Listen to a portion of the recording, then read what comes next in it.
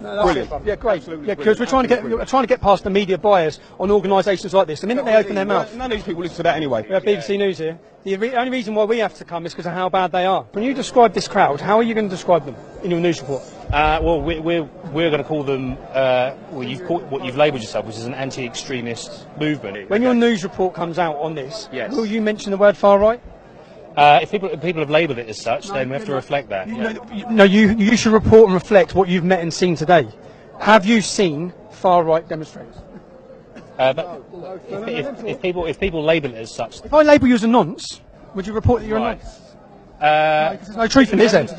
What you do is word association, which is what all of you media do against ordinary people. These are all ordinary people who have come out to demonstrate. You will do word association of racism, of far right. You've got ordinary people out demonstrating against terrorism, and you, every time the mainstream media, you brand them, and it's not fair, it's not right, and you know that because you're on this demonstration. So equally, I'm sure you know where those labels come from. You have. Calls for tighter immigration. That is a right-wing rhetoric. So calls for tighter immigration against Islamic terrorism is a right-wing rhetoric. In fact, the Labour Party said talk about immigration, tighter controls on immigration. Everyone does. Right. What do you mean a right-wing rhetoric? How's that a right-wing rhetoric? Well, people would say that is so because this group talks about terrorism and talks about controlling borders, that means they're far right. It's a far right. Yeah, they could be. This is what you're up against. This is what you're up against. This is BBC. So if someone identifies as wanting to stop Islamic terrorism and controlling your borders, it's far right. It would be labelled as such.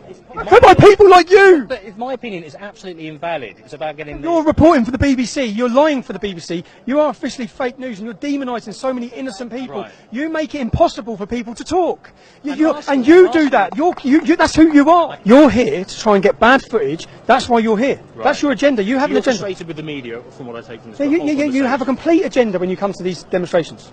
And you usually don't even report. If you can't get any bad footage of today, if you can't get violence, you don't report. Do you think there would be violence today? I mean, it's been peaceful so far. No, not unless far left demonstrators are allowed to get up and throw things at people, which is what usually happens. So if the police want to stitch the organisation up, which we'll see time and time again, then we'll see.